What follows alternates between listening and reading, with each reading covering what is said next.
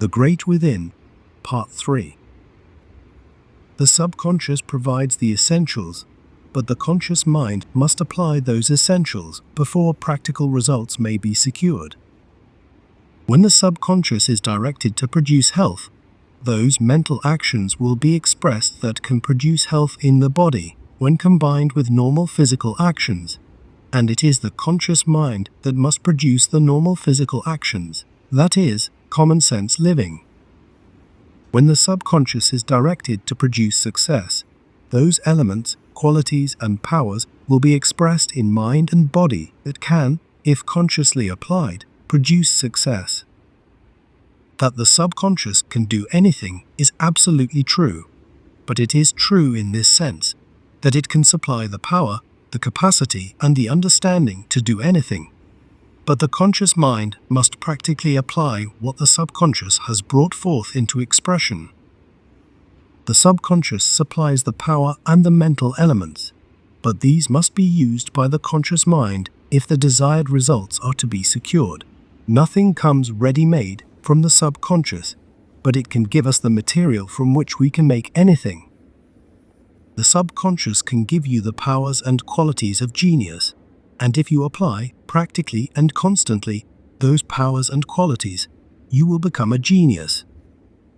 The subconscious can give you the life and the power that is necessary to remarkable talents, and if you use that life and power in the daily cultivation of your talents, those talents will become remarkable. The law is that the conscious mind must impress its desires upon the subconscious in order to secure the mental essentials that may be required to fulfill those desires. But the conscious mind must use those essentials before results can be secured. It is the conscious mind that does things, but it is the subconscious that supplies the power with which those things are done, and by learning to draw upon the subconscious, the conscious mind can do anything, because unbounded power and innumerable possibilities are latent in the Great Within. The proper conditions for recording an impression upon the subconscious are deep feeling, strong desires, conscious interest, and a living faith. When these are blended harmoniously in the conscious actions of mind, the subconscious will be directed and impressed properly, and the desired response will invariably appear. The principal essential, however, is deep feeling.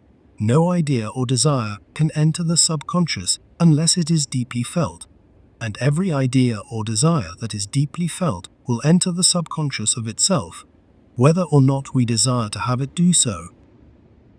It is through this law that man is affected by his environments, surroundings, and external conditions, because whenever he permits himself to be deeply impressed by that with which he may come in contact, those impressions will enter the subconscious. What enters the subconscious of any mind will become a part of that mind, and will, to a degree, affect the nature, the character, the quality, the thoughts, and the actions of that mind. When the subconscious is impressed by external conditions, the impressions will be like those conditions, and, as like produces like, conditions will be produced in the subconscious that are exactly like those external conditions from which the impressions came.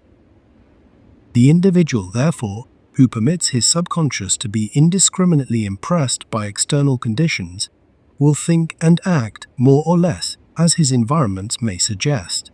In many respects, his life will be controlled completely by those persons and things with which he may come in contact, while in nearly all other respects, his life will be greatly modified by the presence of those persons and things.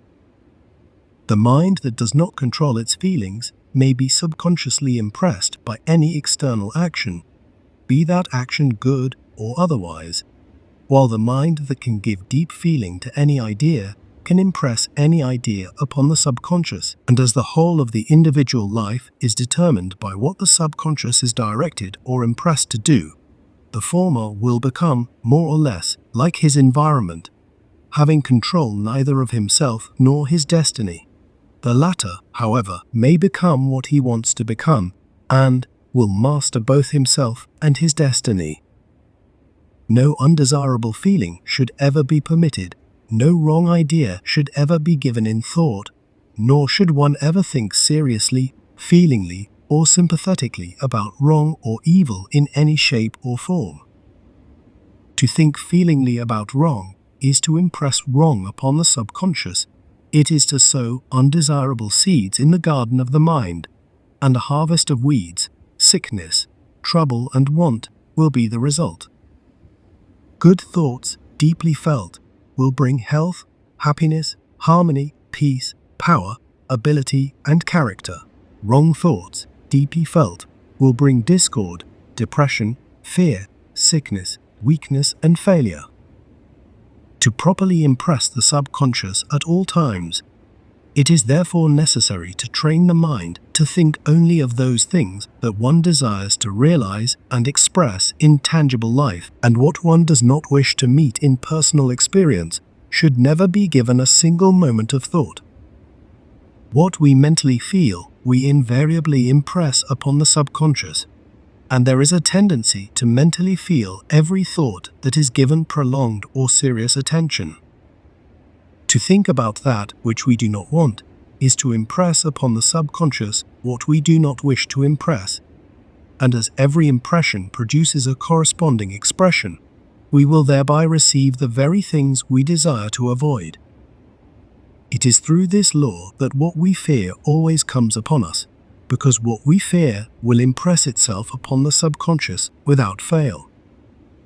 To fear disease, failure, or trouble is to sow seeds in the subconscious field that will bring forth a harvest of diseased conditions, troubled thoughts, confused mental states, and misdirected actions in mind and body. The more intense the fear, the deeper the subconscious impression, and the more we shall receive of that which we feared we should receive. Through the same law, we always receive what we continue to expect, in the desire of the deep, strong faith. The more faith we have in the realization and attainment of that which has quality, superiority, and worth, the more deeply we impress the subconscious with those mental seeds that can and will bring forth the greater good that we desire. To have faith in the attainment of peace, harmony, health, power, ability, talent, and genius, while directing the subconscious to produce those things, is to cause those very things to be created within us in greater and greater measure. End of The Great Within, Part 3.